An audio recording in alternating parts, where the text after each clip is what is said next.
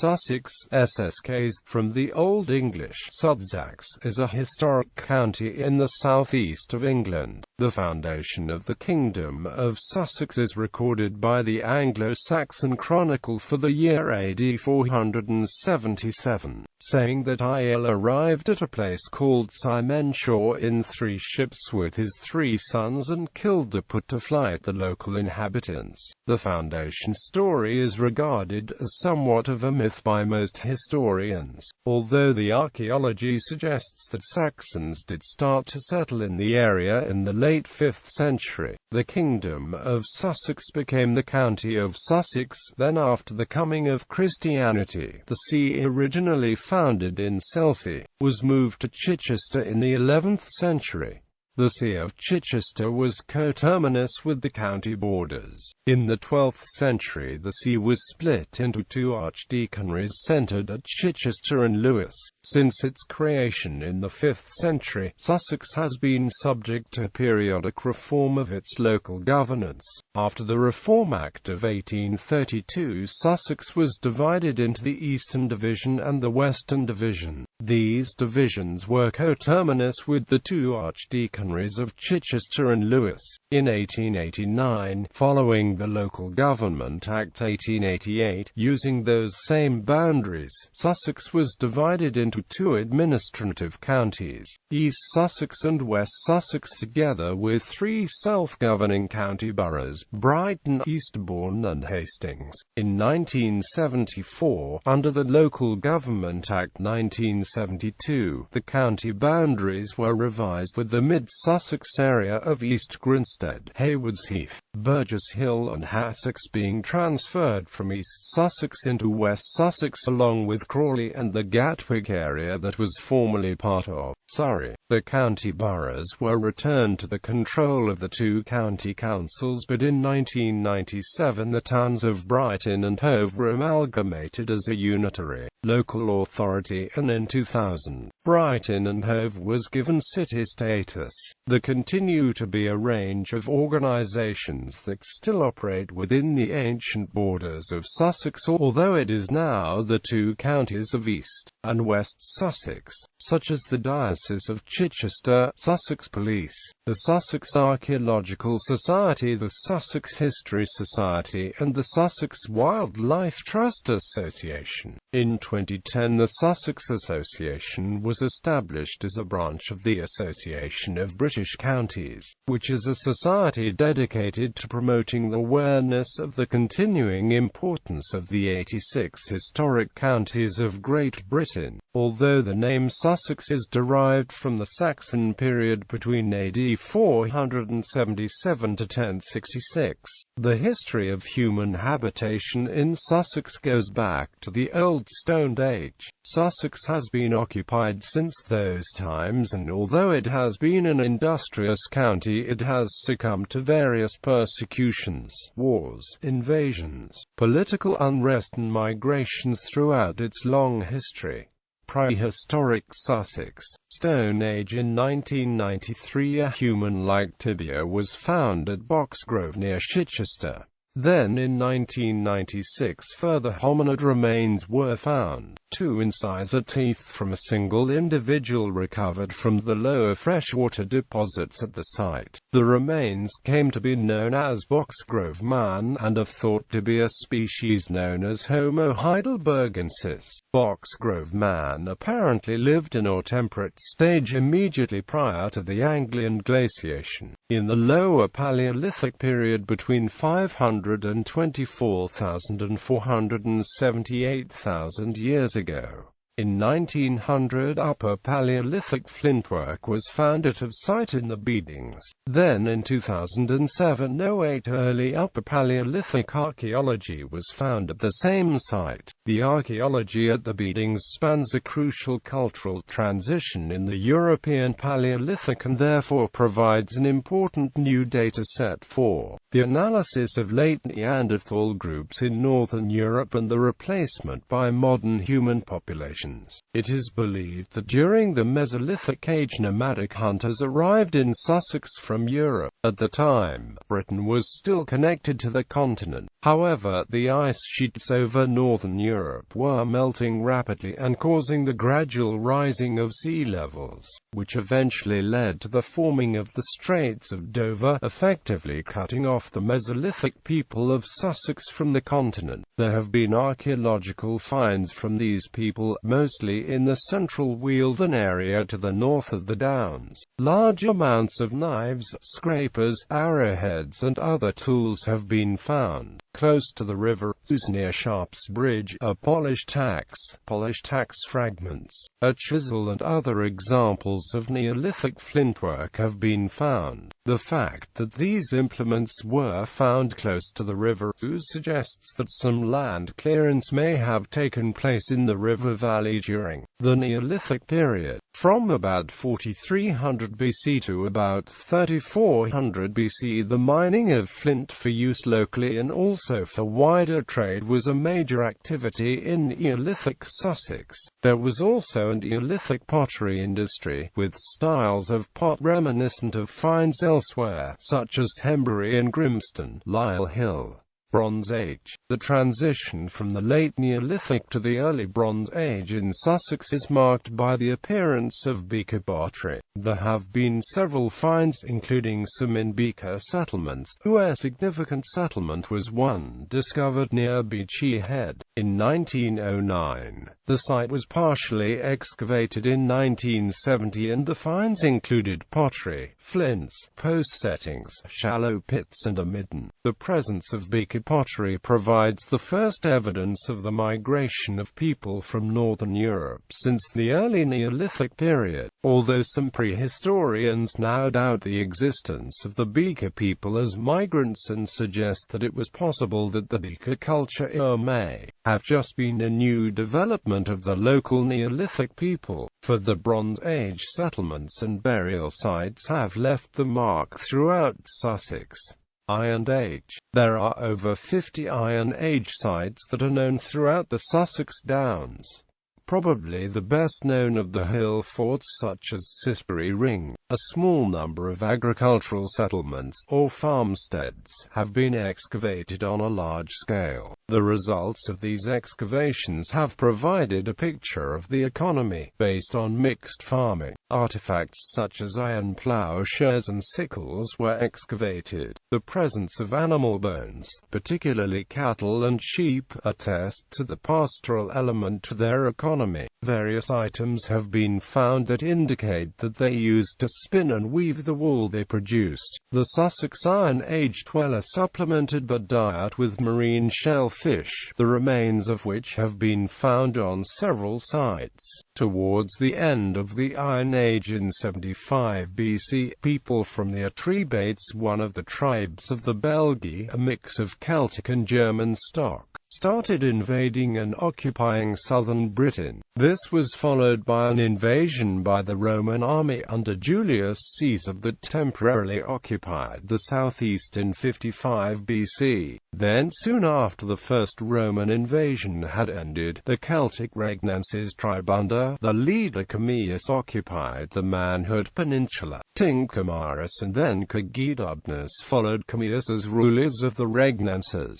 At the time of the Roman conquest in AD 43, there was an oppidum in the southern part of the territory, probably in the Selsey region. Roman Sussex. After the Roman invasion, Cogidubnus was placed confirmed by the Romans as ruler of the Regnenses, and he took the name Tiberius Claudius Cogidubnus and claimed to be Rex Magnus Britanniae. His name is mentioned on two exceptionally early Roman inscriptions in his capital of Noviomagus Reginorum. There are a variety of remains in the county from Roman times. Coin hoards and decorated pottery have been found. There are examples of Roman roads such as Chichester to Silchester Way, Chichester to London Stane Street. Also a variety of buildings, the best known being Bigna Roman Villa, Fishbourne Roman Palace, Anthraitum. The coast of Roman Britain had a series of defensive forts on them, and towards the end of the Roman occupation the coast was subject to raids by Saxons. Additional forts were built against the Saxon threat, an example in Sussex being Anthraitum. The coastal defences were supervised by the Count of the Saxon Shore. There is some suggestion that around the beginning of the 4th century the Roman authorities recruited mercenaries from the German homelands to defend the southern and eastern coasts of Britain. The area they defended was known as the Saxon Shore. It is possible that these mercenaries remained after the departure of the Roman army and merged with the eventual Anglo-Saxon invaders. Saxon Sussex, Norman Sussex. On Friday the 13th of October 1066, Harold Godwinson and his English army arrived at Senlac Hill just outside Hastings, to face William of Normandy and his invading army. On the 14th of October 1066, during the ensuing battle, Harold was killed and the English defeated. It is likely that all the fighting men of Sussex were at the battle, as the county's fens were decimated and any that survived had the lands confiscated.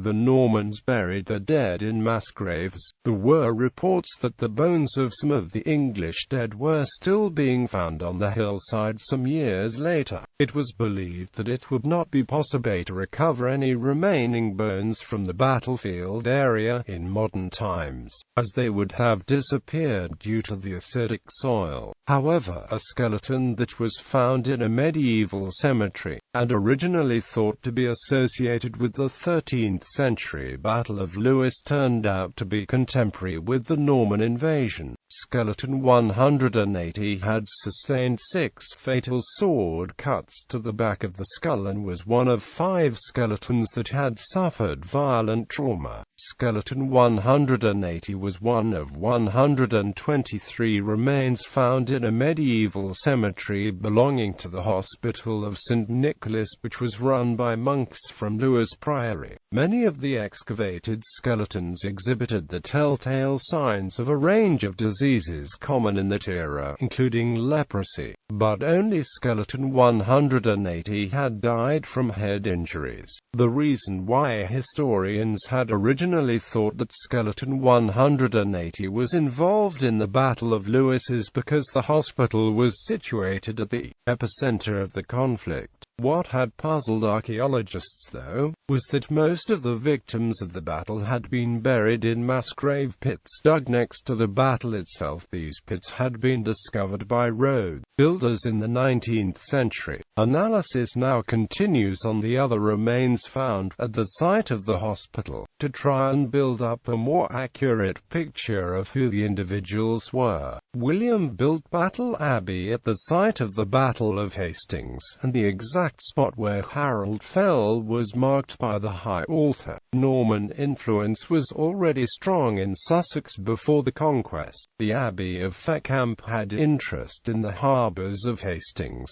Rye, Winchelsea and Stenning, while the estate of Bosham was held by a Norman chaplain to Edward the Confessor. After the Norman conquest, the 387 manors that had been in Saxon hands were replaced by just 16 heads of manors. The 16 people in charge of the manors were known as the tenants in capite, in other words, the chief tenants who held their land directly from the crown. The list includes 9 ecclesiasticals, although the portion of the land holding is quite small and was virtually no different from that under Edward the Confessor. 2 of the lords were Englishmen, Ode, who had been a pre-conquest treasurer, and his brother Eldred. This means that 353 of the 387 manors in Sussex would have been wrested from the Saxon owners and given to Norman lords by William the Conqueror. The county was of great importance to the Normans, Hastings and Pevensey being on the most direct route for Normandy. Because of this, the county was divided into 5 new baronies, called drapes, each with at least one town and a castle. This enabled the ruling group of Normans to control the manorial revenues and thus the greater part of the county's wealth. William the Conqueror gave these rapes to 5 of his most trusted barons: Roger of Montgomery, the combined rapes of Chichester and Arundel; William de Braose, rape of Bramber;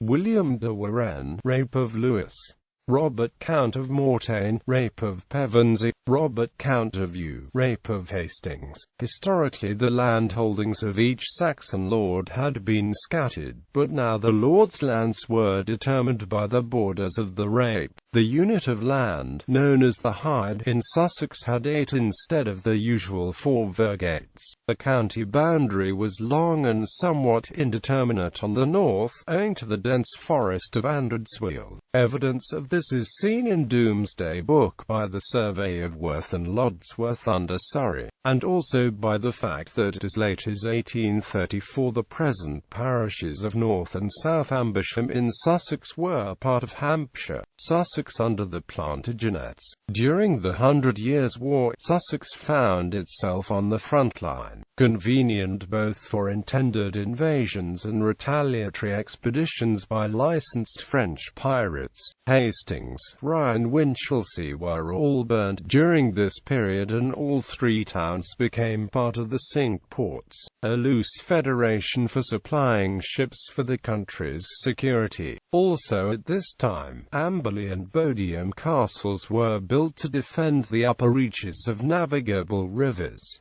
Early modern Sussex, like the rest of the country, the Church of England split with Rome during the reign of Henry VIII, was felt in Sussex. In 1538 there was a royal order for the demolition of the shrine of St. Richard in Chichester Cathedral, with Thomas Cromwell saying that there was a certain kind of idolatry about the shrine. In the reign of Queen Mary, 41 people in Sussex were burnt at the stake for their Protestant beliefs. Elizabeth re-established the break with Rome when she passed the 1559 Acts of Supremacy and Uniformity. Under Elizabeth I, religious intolerance continued, albeit on a lesser scale, with several people being executed for their Catholic beliefs. Sussex escaped the worst ravages of the English Civil War, although in 1642 there were sieges at Arundel and Chichester, and a skirmish at Haywards Heath when royalists marching towards Lewes were intercepted by local parliamentarians. The royalists were routed with around 200 killed or taken prisoner. Despite its being under parliamentarian control, Charles II was able to journey through the county after the Battle of Worcester in 1651 to make his escape to France from the port of Shoreham. Late modern and contemporary Sussex.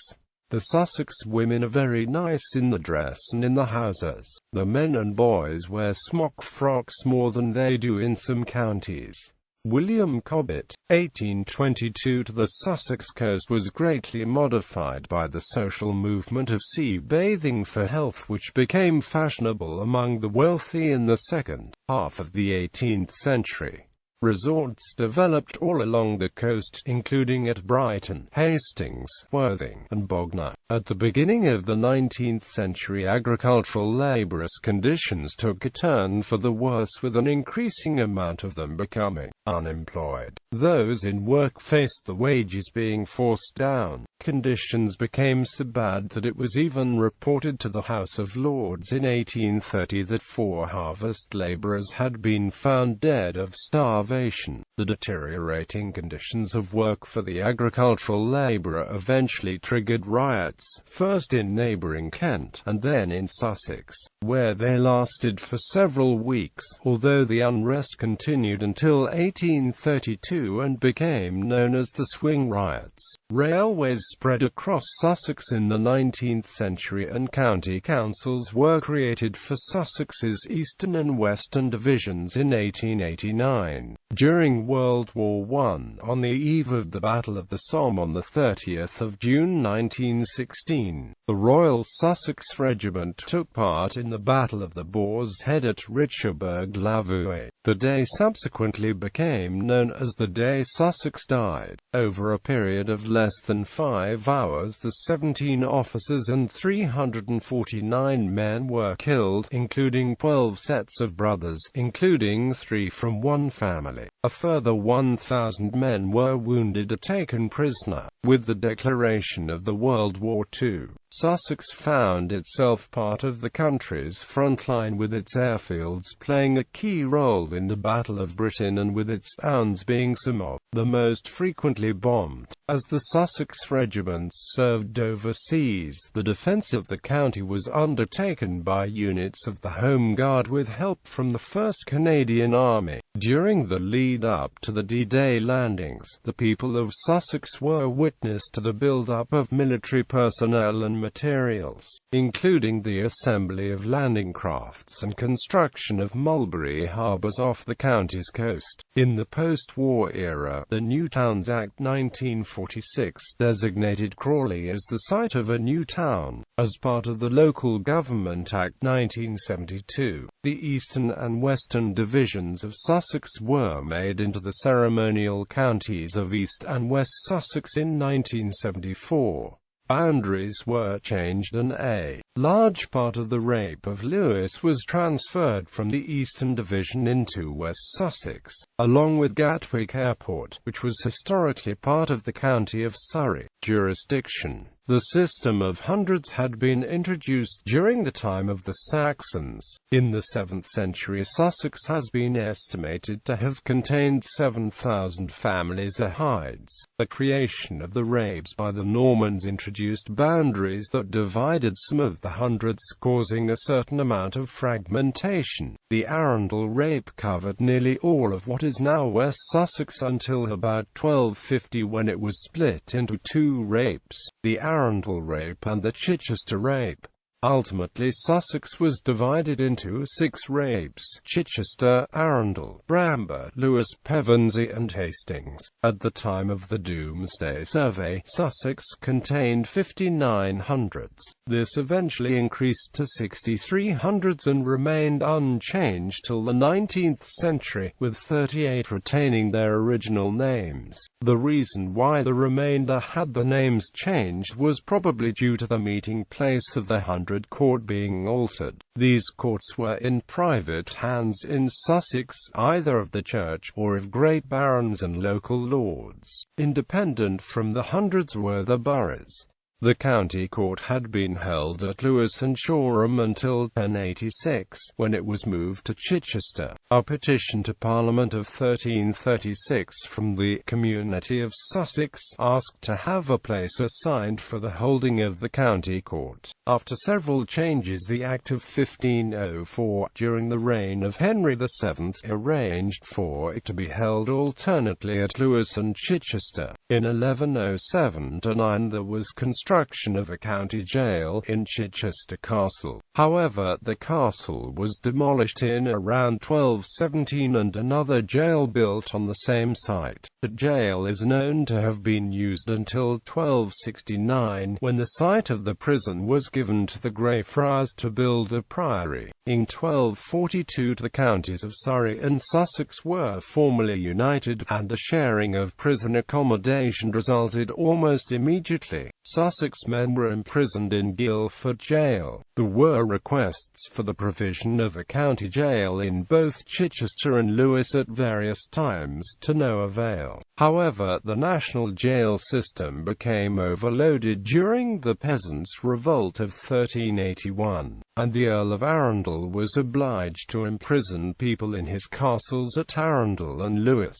Thus, Sussex managed to get a county jail again at Lewes in 1487, and there it remained until it was moved to Horsham in 1541 for a period. In the middle of the 16th century, the assizes were usually held at Horsham or East Grinstead. In the middle of the 17th century, a jail was built in Horsham. Then in 1775 a new jail was built to replace it. In 1788 an additional jail was built at Petworth, known as the Petworth House of Correction. There were further houses of correction built at Lewes and Battle. It is believed that the last case of someone being executed by being pressed to death in the country was carried out in 1735 at Horsham. At the assizes, a man who pretended to be dumb and lame was indicted for murder and robbery. When he was brought to the bar, he would not speak. He pleaded. Witnesses told the court that they had heard him speak, so he was taken back to Horsham jail. As he would not plead, they laid £100 weight on him. Then, as he still would not plead, they added £100 more, and a further £100, making a total of £300 weight. Still he would not speak, so £50 more was added. When he was nearly dead, the executioner, who weighed about 16 stone or 17 stone, laid down upon the board which was over him, and killed him in an instant. In 1824 there were 109 prisoners in Horsham jail, 233 in Petworth House of Correction, 591 in Lewes House of Correction, and 91 in Battle House of Correction. The last public hanging in Sussex was at Horsham in 1844, a year before the jail finally closed. The sheriff's function was to be responsible for the civil justice within the county. Surrey and Sussex shared one sheriff until 1567, when the function was split. Then in 1571 the two counties again shared one sheriff. Finally each county was given their own sheriff in 1636. The office of High Sheriff for Sussex then continued until 1974, when it was ended by the local government reorganisation that split Sussex into the two counties of East and West Sussex. During time of internal unrest or foreign invasions, it was usual for the monarch to appoint a lieutenant of the county. The policy of appointing temporary lieutenants continued till the reign of Henry VIII, when Lords Lieutenant were introduced as standing representatives of the Crown. The first Lord Lieutenant of the county of Sussex was Sir Richard Sackville in 1550. The Lord Lieutenant was usually also the Custos Rotalorum of the county, and Sackville had been given that the year before. The main duties of the Lord's Lieutenant was to oversee the military in the county. In Sussex this was the militia and the Sussex Yeomanry. As with the Sheriff, the post of Lord Lieutenant of Sussex was ended, in 1974, by the local government reorganisation. There are now separate Sheriffs and Lords Lieutenant for East and West Sussex, and the modern-day role is largely ceremonial. Private jurisdictions, both ecclesiastical and lay, played a large part in the county. The chief ecclesiastical franchises were those of the Archbishop of Canterbury, the Bishop of Chichester, and also that of Battle Abbey, which was founded by William the Conqueror. The main lay franchises were those of the Cinque Ports and the Honour of Pevensey. The Cinque Ports were a group of coastal towns in Kent and Sussex that were given ancient rights and privileges. The main rights were the exemption of taxes and duties and the right to enforce the laws in the jurisdiction. In return for these privileges, they were duty-bound to provide ships and men in the time of war for the Crown. Traditionally, when a collection of lands owned by the Crown is held in tenancy, then the tenant is known as the tenant-in-chief, and the lands held in such a way was called an honour. The Honour of Pevensey was a collection of estates in Sussex. The Honour of Pevensey was also known as the Lordship of Pevensey Castle, or the Honour of the Eagle, after the Lords of Lagle, who invariably were the tenant-in-chief. The name Lagle supposedly being derived from a town in Normandy, named after an eagle that had built its nest in the area. Borough English in Sussex. Borough English was the custom that lands should descend to the youngest son or daughter, or, in default of issue, to the youngest brother of the deceased. The name originated from a case in Nottingham in 1327, when the English borough, or part of the town, held to ultimogeniture, the French part to primogeniture. In Sussex, inheritance by borough English could still be found on 134 manors after 1750. Gavelkind was the practice of partible or equal inheritance, as opposed to primogeniture. It was predominant in Kent, but was also found across the county border in Sussex. It existed in Rye, in the large manor of Brede, and in Cousted Manor.